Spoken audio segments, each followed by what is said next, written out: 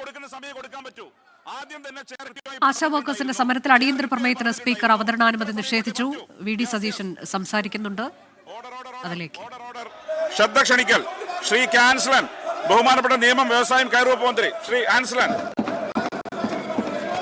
ബഹുമാനപ്പെട്ട speaker sir, അങ്ങനെ പലതും മുമ്പുണ്ടാവും, പറ്റില്ല. അങ്ങനെ പലതും മുമ്പിലുണ്ടാവും. പണിയെടുക്കുന്ന ഏകദേശം 50 ലക്ഷത്തോളം ആളുകളുടെ ജീവിതവുമായി ബന്ധപ്പെട്ട കാര്യമാണ് ഈ സഭയുടെ ശ്രദ്ധയിലേക്ക് കൊണ്ടുവരുന്നത്. ഇടത്തരം ചെറുകിട വ്യാപാര മേഖലയിൽ 2012 മൻമോഹൻ സിംഗിന്റെ ഗവൺമെന്റാണ് വിദേശ നിക്ഷേപം കൊണ്ടുവന്നത്. ഇന്ന് വ്യാപാര മേഖല, ചെറുകിട ഇടത്തര വ്യാപാരങ്ങൾ വിട്ടുകൊണ്ടുപോകുന്നതിന് കഴിയാത്ത അവസ്ഥ കേന്ദ്ര ഗവൺമെന്റ് നയങ്ങൾ മൂലം നേരിടുന്നു. ഓൺലൈൻ വ്യാപാരം കച്ചവടത്തെ വല്ലാത്ത രൂപത്തിൽ ബാധിക്കുന്നു. വാടക കരാറ് പുതുക്കി നിശ്ചയിക്കാത്തതുകൊണ്ട് തന്നെ കരാറുകാരായിട്ടുള്ള വാടകക്കാർ പലപ്പോഴും ഒഴിപ്പിക്കൽ ഭീഷണി നേരിടുന്നു. വാടകയുമായി ബന്ധപ്പെട്ട് GST ഈടാക്കുന്നതുമായി ബന്ധപ്പെട്ട് അതിൻ്റെ തുക അടയ്ക്കുന്നതിന് വേണ്ടിയുള്ള രൂപത്തിലേക്ക് വ്യാപാരികൾ നിർബന്ധരാകുന്ന ഒരു അവസ്ഥ ഇതിനകത്തുണ്ട്. സംസ്ഥാന ഗവൺമെന്റ് കാര്യത്തിനകത്ത് അനുഭാവപൂർവമായ സമീപനമാണ് സ്വീകരിച്ചിട്ടുള്ളത്.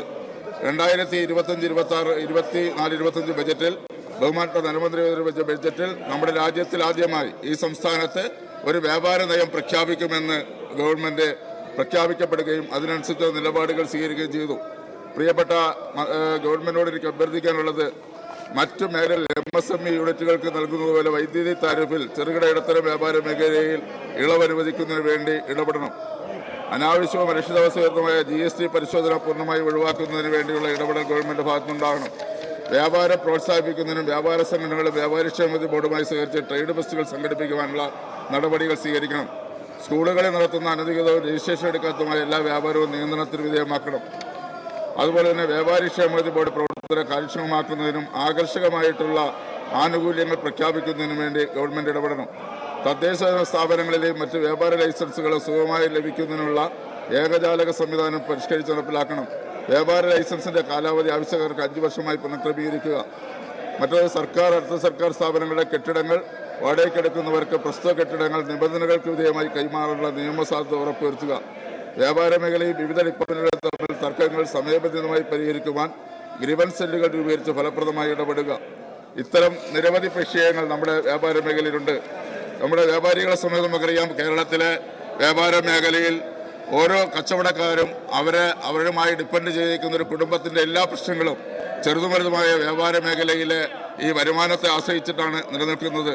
അതുമായി ബന്ധപ്പെട്ടുകൊണ്ടുള്ള പ്രവർത്തനങ്ങളിൽ നമുക്ക് കാര്യക്ഷമമായി ഗവൺമെന്റ് ഇടപെടുന്നതിന് വേണ്ടി ശ്രമിച്ചിട്ടുണ്ട്. ബഹുമാനപ്പെട്ട വ്യവസായ വകുപ്പ് മന്ത്രി തന്നെ ഈ വർഷത്തിനകത്ത് 2 വ്യത്യസ്തമായ മീറ്റിംഗുകൾ ചേർന്നുകൊണ്ട് ഈ രംഗത്തെ പ്രശ്നങ്ങൾ പരിഹരിക്കുന്നതിന് വേണ്ടിയുള്ള കാര്യമായിട്ടുള്ള ഇടപെടൽ നടത്തിയിട്ടുണ്ട്. അദ്ദേഹം തന്നെ സൂചിപ്പിച്ചിട്ടുണ്ട്, വരുന്ന ഈ വർഷത്തിനകത്ത് തിരുവനന്തപുരത്തും എറണാകുളത്തും കോഴിക്കോടും പ്രത്യേകമായി സമയമെടുത്ത് മീറ്റിംഗുകൾ വിളിച്ചുകൊണ്ട് വ്യാപാര മേഖലയിലെ ചെറുതുമരുതുമായ പ്രശ്നങ്ങൾക്ക് കൃത്യമായിട്ടുള്ള ഇടപെടൽ നടത്തിക്കൊണ്ട് ഗവൺമെന്റ് ഭാഗത്തുനിന്ന് പരിരക്ഷ കിട്ടുമെന്ന് നൽകിയിട്ടുണ്ട്. അത്തരം കാര്യങ്ങളിലെല്ലാം തന്നെ ഈ വ്യാപാര മേഖലയിലെ എല്ലാ വിഷയങ്ങളിലും ഇടപെടുന്നതിന് ഗവൺമെന്റ് ഭാഗത്ത് നിന്ന് ഇടപെടണമെന്ന് അഭ്യർത്ഥിക്കുകയാണ്. നമുക്കറിയാം, വ്യാപാര മേഖലയിലെ ഒട്ടനവധി നയങ്ങൾ, കേന്ദ്ര ഗവൺമെന്റിന്റെ പ്രത്യേകമായിട്ടുള്ള ചില നിലപാടുകൾ ചെറുകിട ഇടത്തരം വ്യാപാര മേഖലയെ വലിയ തോതിൽ പ്രയാസപ്പെടുത്തുന്നുണ്ട്. ഇത്തരം കാര്യങ്ങളിലൊക്കെ തന്നെ ഗവൺമെന്റ്, സംസ്ഥാന ഗവൺമെന്റ് നമുക്കറിയാം ഇപ്പോൾ സ്റ്റാർട്ടപ്പ് മിഷൻ അടക്കമുള്ള ഗ്ലോബൽ ഇൻവെസ്റ്റർ മീറ്റ് അടക്കം നടത്തിക്കൊണ്ട്